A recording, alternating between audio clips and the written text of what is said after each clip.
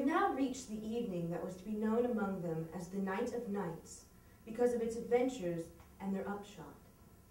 The day, as if quietly gathering its forces, had been almost uneventful, and now the redskins, in their blankets, were at their posts above, while below the children were having their evening meal, all except Peter, who had gone out to get the time. The way you got time on the island was to find the crocodile, and then stay near him till the clock struck. This meal happened to be a make-believe tea, and they sat round the board, guzzling in their greed, and really, what with their chatter and recriminations, the noise, as Wendy said, was positively deafening. To be sure, she did not mind noise, but she simply would not have them grabbing things and then excusing themselves by saying that Toodles had pushed their elbow. There was a fixed rule that they must never hit back at meals, but should refer the matter of dispute to Wendy by raising the right arm politely and saying, "I complain of so-and-so." But what usually happened was that they forgot to do this, or did it too much. "Silence!" cried Wendy, when for the 20th time she had told them that they were not all to speak at once. "Is your calabash empty, Slightly, darling?" Not quite empty, Mummy. Slightly said, after looking into an imaginary mug. He hasn't even begun to drink his milk. Nibs interposed. This was telling, and Slightly seized his chance. I complain of Nibs. He cried promptly. John, however, had held up his hand first. "Well, John?" May I sit in Peter's chair, as he is not here? "Sit in father's chair, John?" Wendy was scandalized. "Certainly not," He is not really our father. John answered. He doesn't even know how a father does till I showed him. This was grumbling. We complain of John, cried the twins. Toodles held up his hand. He was so much the humblest of them, indeed he was the only humble one, that Wendy was specially gentle with him. I don't suppose Toodles said diffidently. that I could be the father. "No, Toodles." Once Toodles began, which was not very often, he had a silly way of going on. As I can't be father, He said heavily. I don't suppose, Michael, you would let me be baby? No, I won't. Michael rapped out. He was already in his basket. As I can't be baby, Toodles said, getting heavier and heavier. do you think I could be a twin? No, indeed. Replied the twins. It's awfully difficult to be a twin. As I can't be anything important, Said Toodles. would any of you like to see me do a trick? No. They all replied. Then at last he stopped. I hadn't really any hope. He said. The hateful telling broke out again.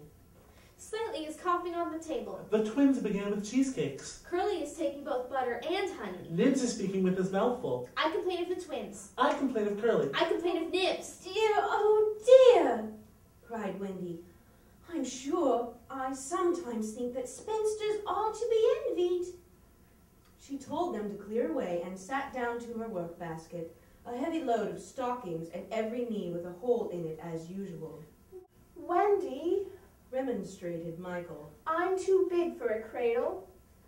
I must have somebody in a cradle, she said almost tartly. And you are the littlest. A cradle is such a nice homely thing to have about a house. While she sewed, they played around her. Such a group of happy faces and dancing limbs lit up by that romantic fire. It had become a very familiar scene, this in the home under the ground. But we are looking on it for the last time. There was a step above, and Wendy, you may be sure, was the first to recognize it.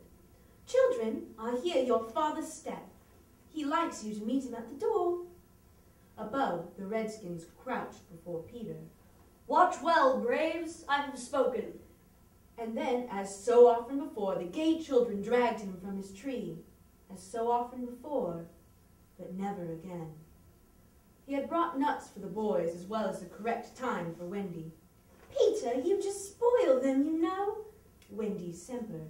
Ah, old lady, Said Peter, hanging up his gun. It was me told him mothers are called old lady. Michael whispered to Curly. I complain of Michael. Said Curly instantly. The first twin came to Peter. Father, we want to dance. Oh, dance away, my little man. Said Peter, who was in high good humor. But we want you to dance. Peter was really the best dancer among them, but he pretended to be scandalized. Me, my old bones would rattle. And Mummy too. What? Cried Wendy. The mother of such an artful dance? But on a Saturday night? Slightly insinuated. It was not really Saturday night. At least, it may have been, for they had long lost count of the days, but always if they wanted to do anything special, they said this was Saturday night, and then they did it.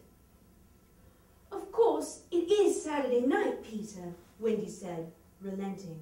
People of our figure, Wendy. But it is only among our progeny.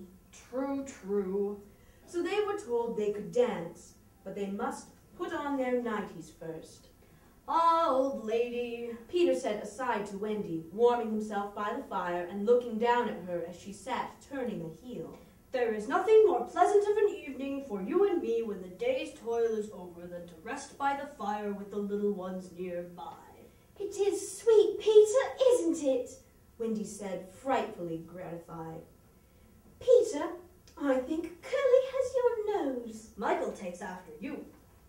She went to him and put her hand on his shoulder. Dear Peter, she said, with such a large family, of course. I have now passed my best, but you don't want to change me, do you? No, Wendy. Certainly he did not want a change, but he looked at her uncomfortably, blinking, you know, like one not sure whether he was awake or asleep. Peter, what is it? I was just thinking, He said, a little scared. it is only make-believe, isn't it, that I am their father? Oh, yes, Wendy said primly. You see, He continued apologetically. it would make me seem so old to be their real father. But they are ours, Peter, yours and mine, But not really, Wendy. he asked anxiously. Not if you don't wish it, she replied, and she distinctly heard his sigh of relief. Peter, she asked, trying to speak firmly, what are your exact feelings to me?